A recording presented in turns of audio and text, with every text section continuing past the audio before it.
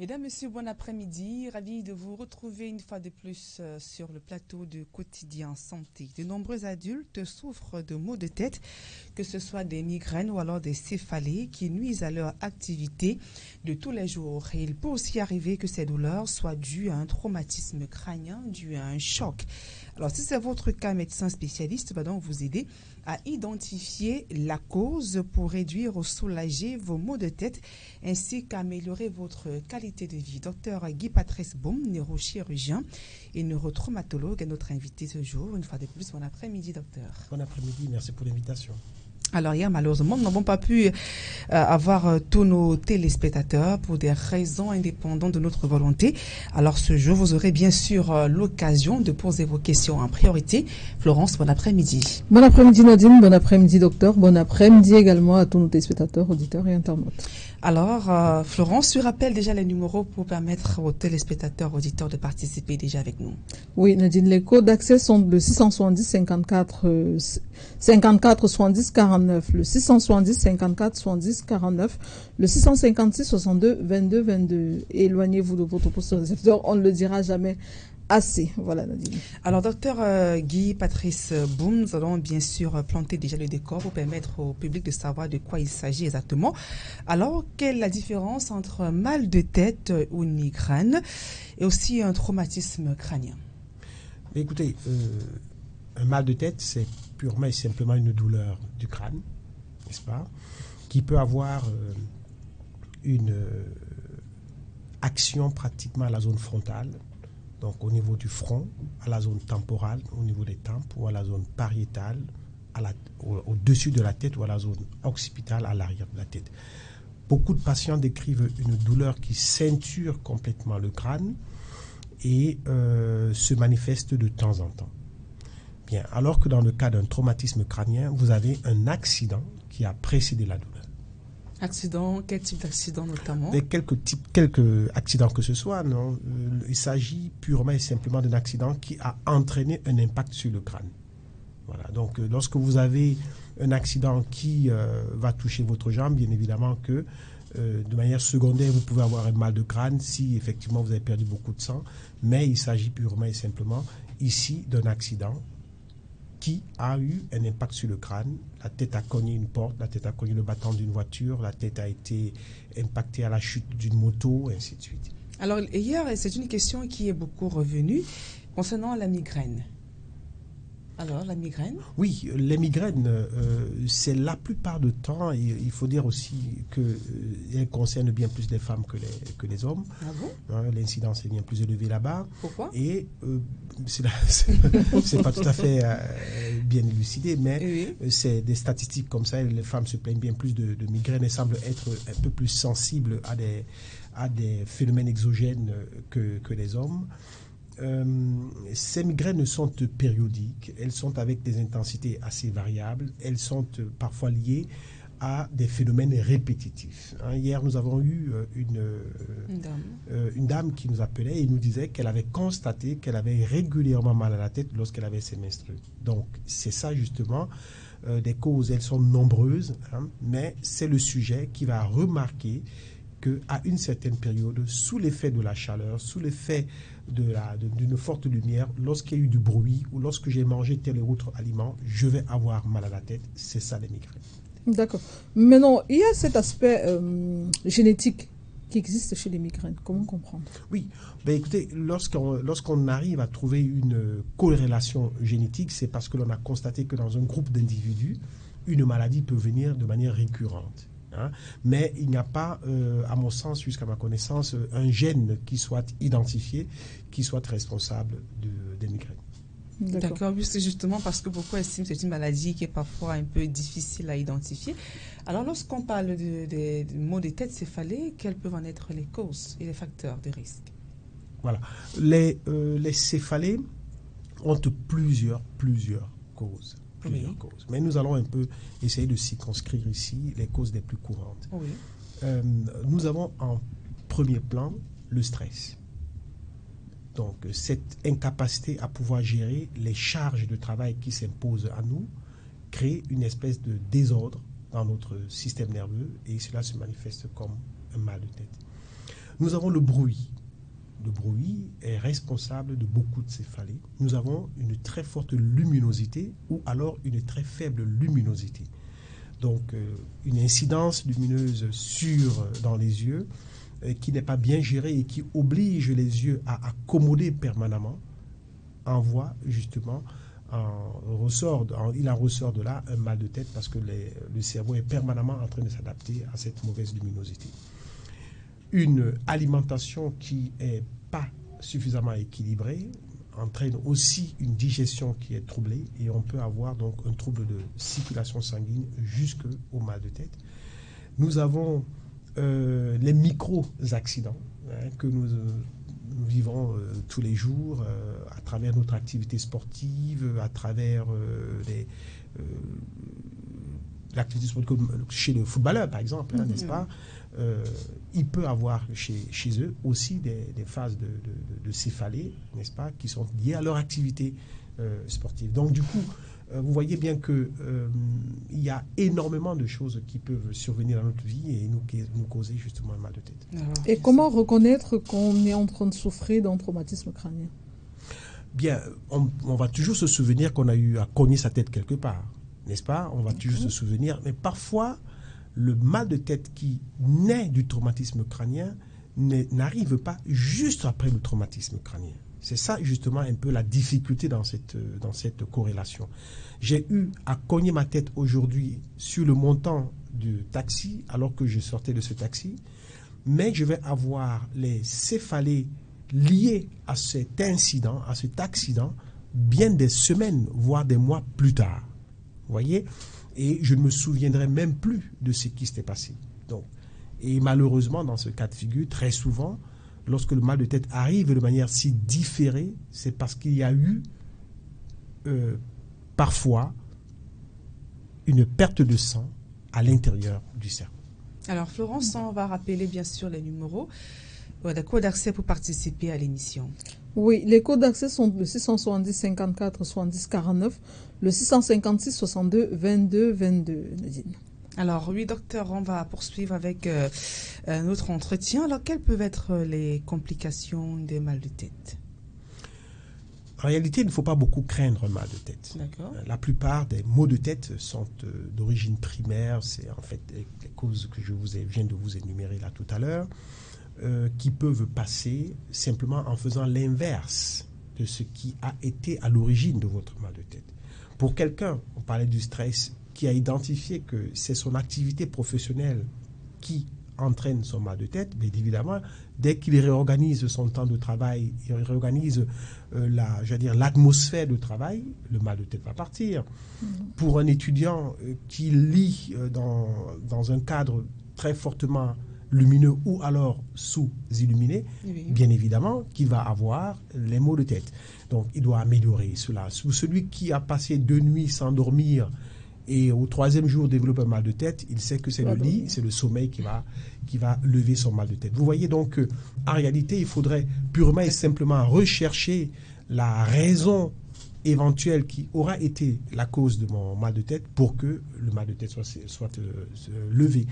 Et dans certains cas, on peut facilement se rendre à la pharmacie, prendre un médicament, un de ces médicaments, c'est le paracétamol qui permet de résoudre le problème. D'accord, on viendra bien sûr sur ces complications. Le temps de prendre l'auditeur, Florence. Allô? Oui, allô, madame. Oui, bonjour, madame. Bonjour, madame. Votre nom et vous nous appelez d'où, s'il vous plaît? Hier, on a posé, je n'ai pas suivi parce que le médecin a dit que la colline est coupée là. D'accord, allez-y. Oui, reprenez votre question. Oui. Reprenez votre question, le médecin vous écoute. Oui, hier, j'ai dit que j'avais des problèmes quand j'avais mal à la tête. Et je n'avais même pas fini de poser les questions, vous pouvez les appeler, s'occuper. Et après, à la nuit, généralement, j'ai mal à la nuit. D'accord.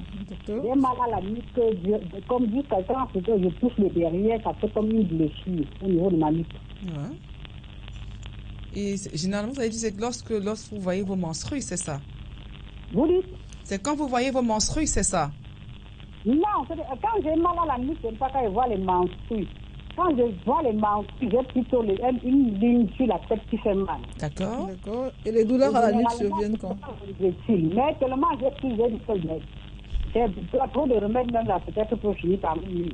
Je vais m'arrêter. D'accord. Oui, vous pouvez rester en ligne, le docteur va vous répondre. Oui, madame. Alors, hier, on essayait de vous expliquer que, justement, vous avez ce que nous appelons une migraine. Cette douleur au milieu de la tête, n'est-ce pas, qui est liée de manière épisodique à vos menstrues, est une migraine. Il faudrait justement consulter un neurologue qui saura vous accompagner dans la prise en charge de cette maladie. En ce qui concerne la nuchalgie ou bien l'occipitalgie, on peut aussi appeler ça la douleur à l'occiput, donc à l'arrière de la tête et au début de la région cervicale, elle peut avoir plusieurs origines. Il peut s'avérer que vous ayez plutôt une douleur qui naisse de la colonne vertébrale, donc des articulations du cou, ou alors des tendons et des muscles du cou. Donc, il faudrait aussi une consultation à ce niveau. On pourra éventuellement faire une radiographie et vous dire de quoi est-ce que vous souffrez. D'accord. Elle peut rencontrer bien sûr un neurologue. Un neurologue justement prendra charge de cela. Après avoir fait une radio, il pourra éventuellement observer sur cette radio s'il y a des malformations et il pourra vous aider. Alors, merci d'avoir appelé depuis Bafoussa. Okay. Je vous en prie, notre auditeur Florence. Allô? Il est parti, l'auditeur. Oui, docteur, on évoquait justement les complications de mal de tête. Oui, il ne faut pas beaucoup craindre des mal de tête. Comme je disais tantôt, oui. Bien évidemment, faire l'inverse de la raison pour laquelle votre mal de tête s'est installé. Celui qui n'a pas beaucoup dormi devrait dormir. Celui qui a beaucoup lu devrait lever un tout petit peu le pied. Celui qui n'a pas bu suffisamment d'eau, et là on n'en parle pas suffisamment, justement, le mal de tête vient aussi parce qu'on n'est pas suffisamment hydraté. Voilà, il faut boire suffisamment Et les violents maux de poche aussi. Mais écoutez, lorsque vous avez des problèmes financiers, c'est clair que vous perdez, ça stresse, vous perdez justement la bonne humeur. Vous avez la tension artérielle qui monte, vous avez des palpitations, vous avez beaucoup de crainte. Donc, effectivement, malheureusement, cela peut arriver. Mais voilà. Donc, et la meilleure solution pour ça, c'est d'aller travailler. Chercher à travailler, chercher à gagner de l'argent. D'accord. Un auditeur en ligne. Auditeur en ligne. Allô? Allô? Allô? L'auditeur est parti. Oui, il y a un auditeur. Allô? Oui, bonjour, madame. Bonjour, monsieur. Votre nom et vous nous appelez d'où, s'il vous plaît? C'est M. Pierre depuis Yaoundé. Oui, allez-y, monsieur Pierre, posez votre question. J'ai un souci, comme je vous vois en direct, je suis en direct là tout à l'heure. J'ai eu un accident de moto qui est là pratiquement 2 mois. J'ai eu un choc à la tête. Bon, après ma sortie de l'hôpital,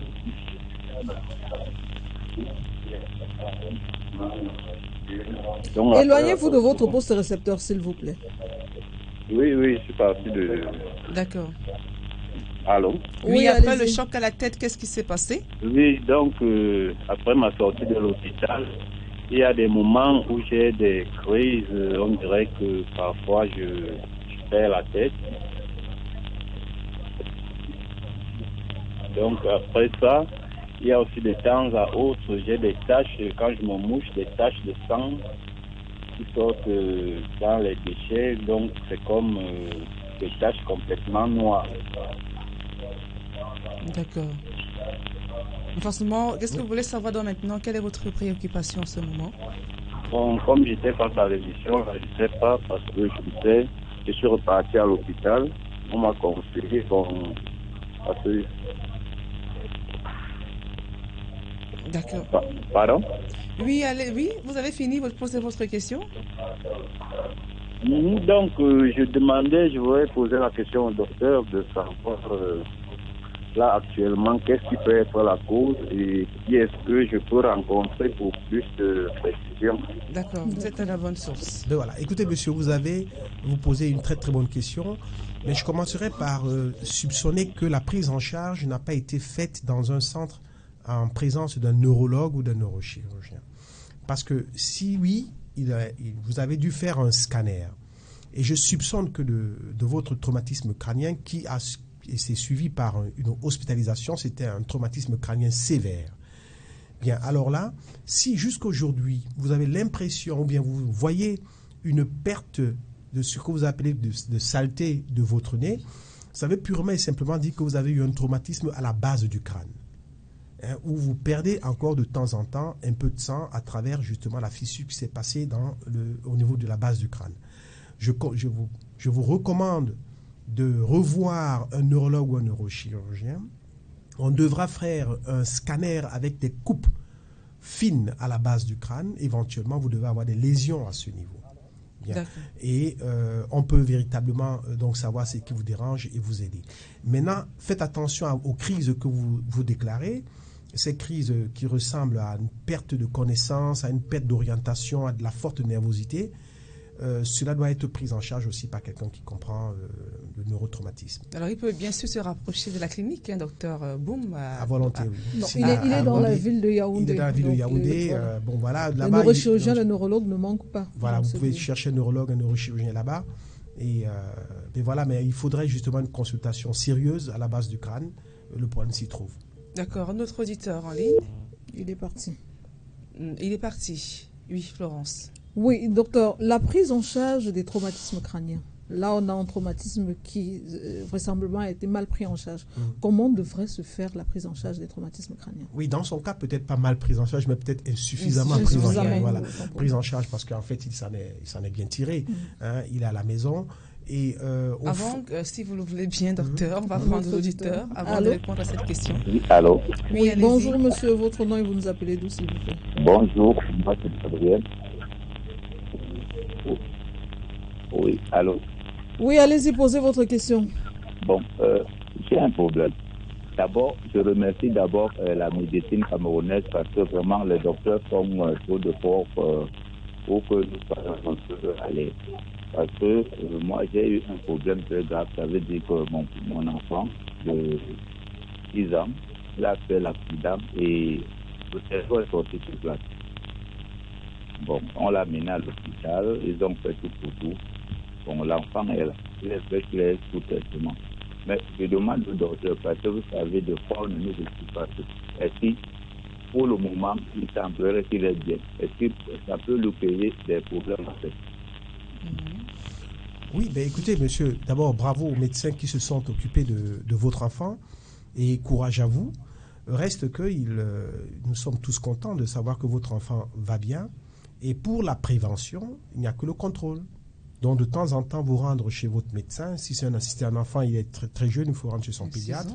On pourra éventuellement faire ses examens neurologiques. On verra est-ce qu'il bouge bien, est-ce qu'il parle bien, est-ce qu'il fait de la bonne coordination, est-ce qu'il écrit bien, est-ce qu'il se souvient, est-ce que les résultats à l'école sont bons.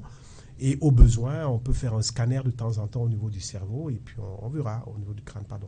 Donc, si le scanner cérébral une fois est bon, il sera toujours bon. Ne vous inquiétez pas beaucoup, monsieur. D'accord. Un autre auditeur en ligne, allô? Allô? Oui, madame. Oui, bonjour, madame. Votre nom et vous nous appelez d'où, s'il vous plaît?